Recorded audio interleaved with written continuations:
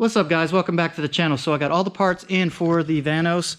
I got everything laid out right here. It's a bunch of parts, bunch of pieces, so got to be very organized and detailed doing this job. I did do quite a bit of research in order how to put it all back together, so we're going to be doing that on this episode, and hopefully by the end of the episode we'll have the engine all put back together, so stay tuned.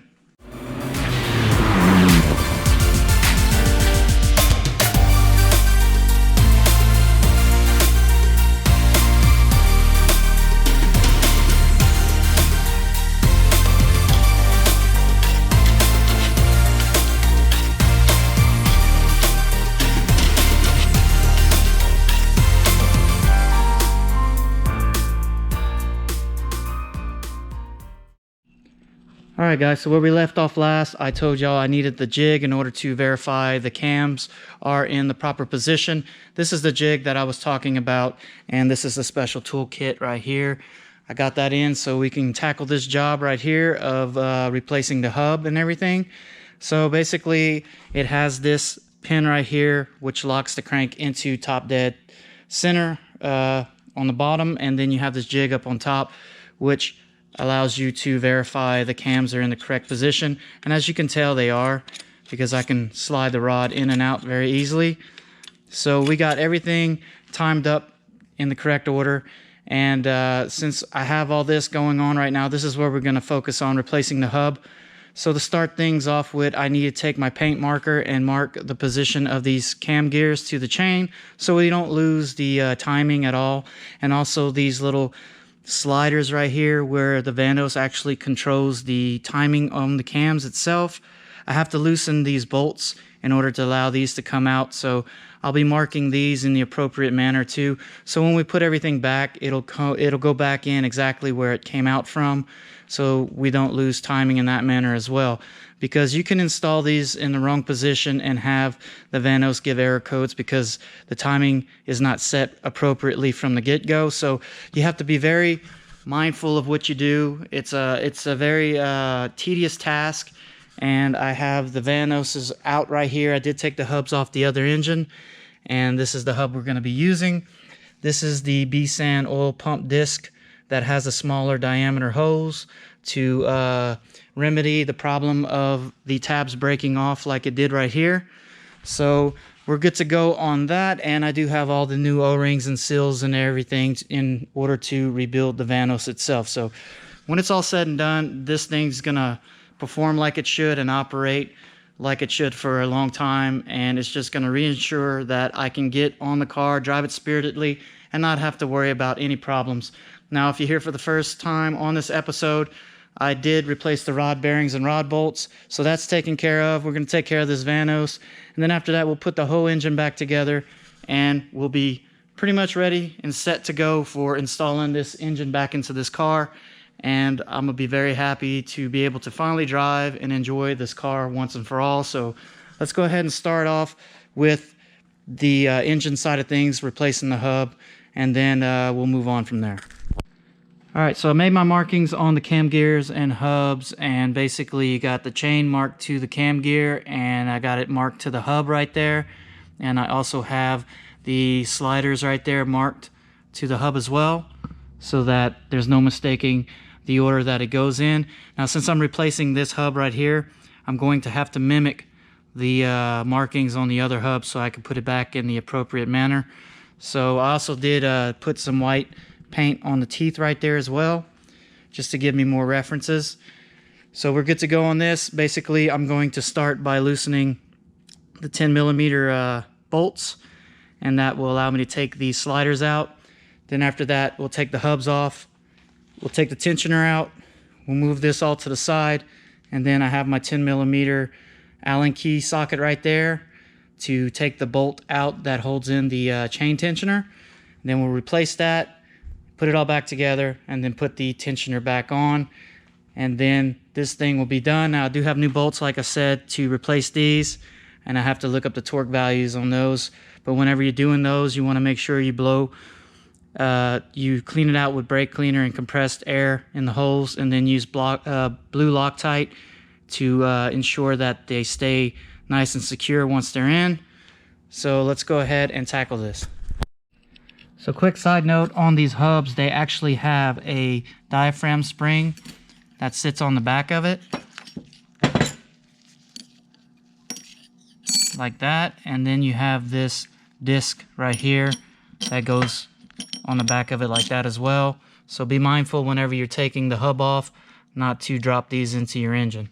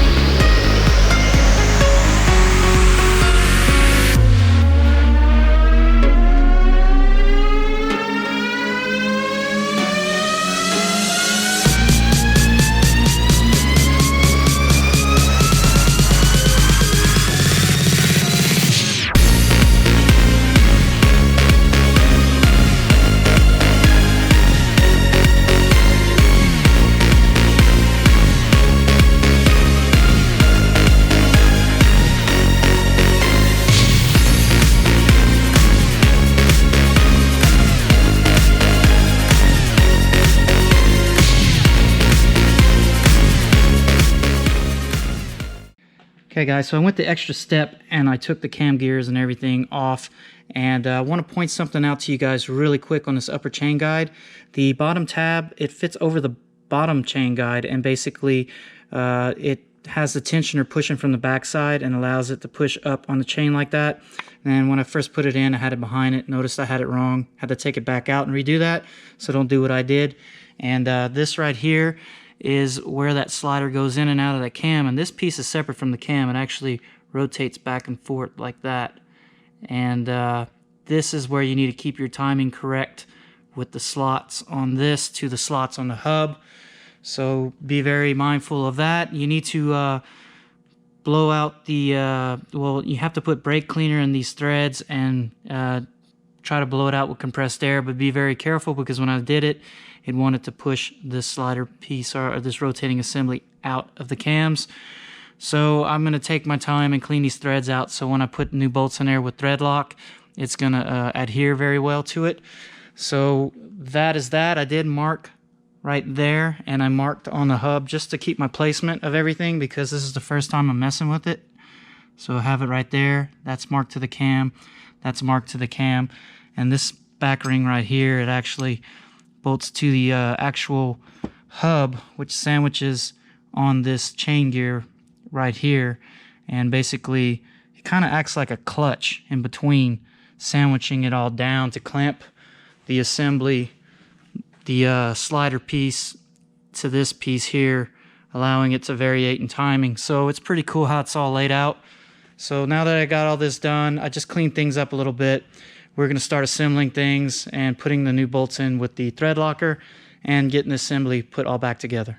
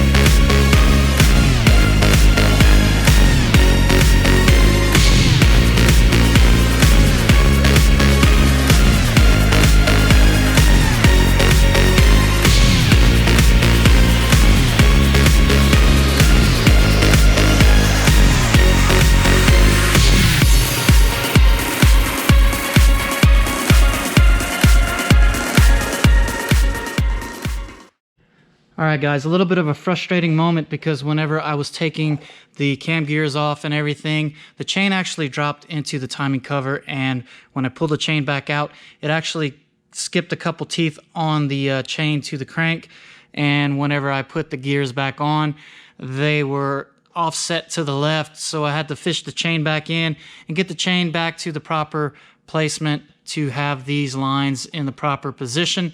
And thankfully I had that on video, so I was able to verify the markings to where they're at to what I had on the video. I have the new bolts installed on the center hubs that connect to the cams itself, and I have them torqued down to 9 foot-pounds, and I do have them torqued down with thread locker too. So hopefully we won't ever have any problems with those backing out in the future. So I have the hubs right here, and I took these shims out the backs of them, and what I'm going to do is use a vernier caliper and measure each of them and make sure I use the thickest ones for putting it back together. And when we get the hubs put on, I'm just going to put them on loose because they need to be on loose whenever we get the vanos redone to slide them in correctly. So I'm going to go ahead, measure those out, put them on, and then after that, we'll move on to disassembling the vanos and replacing the seals and O-rings.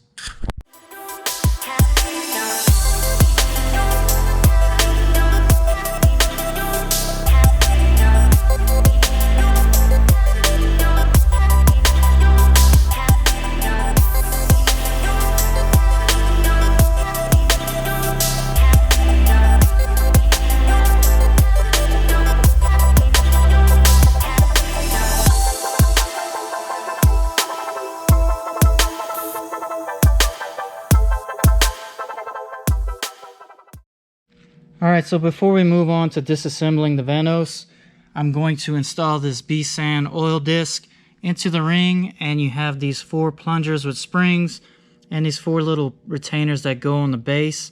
So these have to go into these slots first with the nipples pointing up, and then you put the springs and plungers in, and then after that you have to compress it into this ring. And after we get that compressed, we'll install it into the actual vanos itself. And then from there, we'll start disassembling everything else.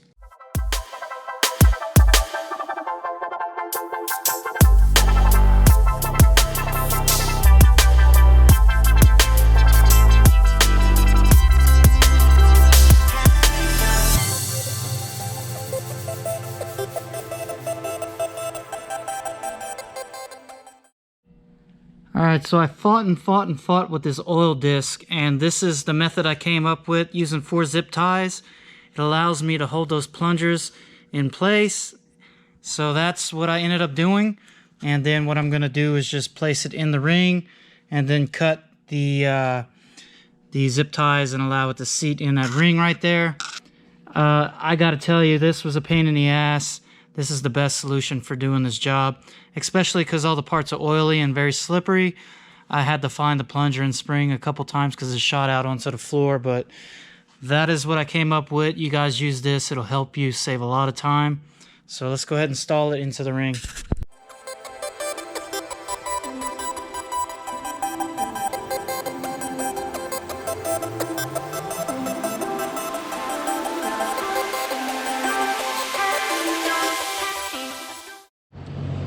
Alright guys, so I got the vanos all cleaned up. I did not install the oil disc yet. This piece was in here right there. I just pulled it out. It's sealed in with an O-ring. I'm going to take brake cleaner and clean that all up real good. But you have 2 pistons right here. This is your intake, it's your exhaust. You push them in. Now you have to have the caps off. And once you push them in, you push them out through the rear right there. And once I have the pistons out, it will expose all the O-rings and Teflon seals.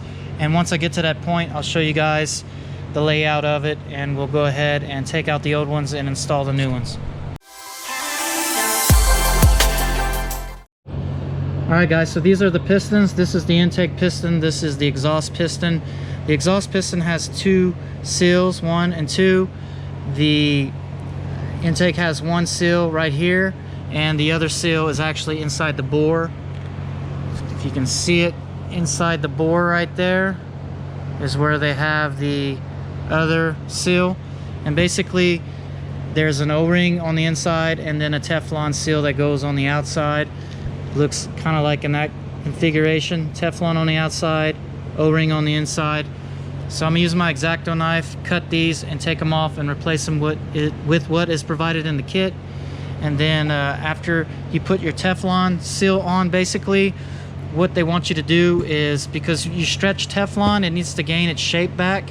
So basically once you have the Teflon back over the O-ring, you just put it in the bore like that and let it sit for about a minute, and then you pull it out and it should retain its form. So you have to do that to each individual one, and also the one in the bore as well. And then after that you just replace the cap O-rings with what's provided and the O-rings on this piece as well. And basically that's all there is to redoing the vanos. So battery's getting low. I'm just gonna go ahead and knock these out. Once I have these seals on the pistons, I'll show you guys real quick and then we'll move on. Alright, so I've been having these pistons sit in the bore for a few minutes just because. And I pull it out and now it retained the form. That is the exhaust. This is the intake.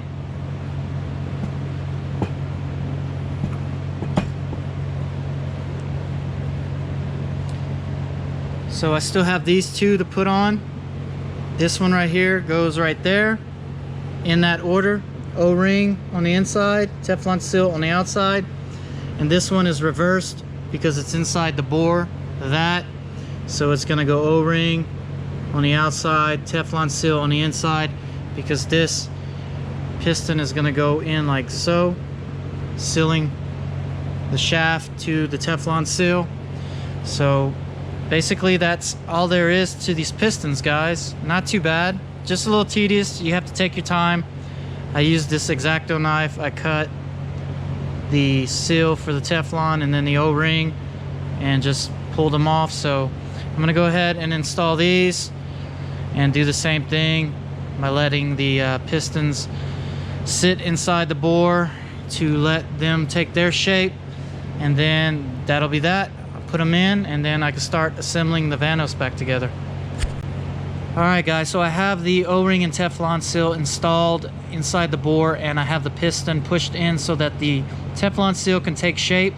And on the exhaust side right here, the exhaust piston, the smaller O-ring and Teflon seal, you have to stretch the Teflon seal a lot in order for it to get over to where it needs to go. And in the procedure it says to use a hose clamp to tighten it down and let it take its shape. I found that it's a lot better to use an injection clamp or injector clamp. It has more of a smooth rounded edge around the inside. So I got that tightened down. I'm letting it take its shape. Then I'm gonna loosen it, rotate it, and tighten it down again so that it can slowly take its shape, because on the inside of it, it's a little uneven. So you got a little bit of it poking out right there. So I'm gonna rotate it, tighten it back down, and just kind of work it to where it takes its shape to where I can fit it in that bore. And once I get it in that bore, I'll let that sit for a couple minutes. Then after that, the Teflon seals should be formed enough for me to properly install them inside the bores.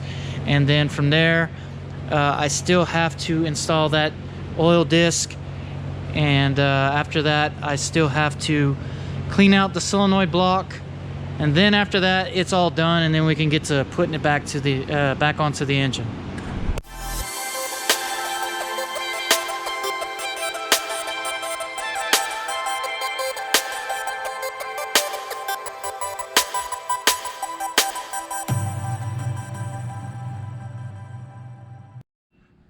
Alright guys, I'm pretty much all out of time on this episode. There was a couple things that I noticed whenever I started reviewing the videos and everything about the timing on the engine, and that is I am still a tooth off on the timing.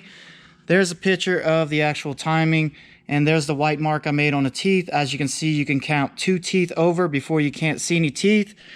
There's the mark right there. You can count 3 teeth, 1, 2, 3, before you can't see any teeth. So basically, I am a tooth off on the gears, so I'm gonna have to undo the timing tensioner and reset it all. I'm gonna go ahead and just move the teeth over, 1 on each cam gear, without trying to fish the chain back through. That's gonna save me a lot of time, because it is a very tedious, hard process to get that tooth to work itself over 1.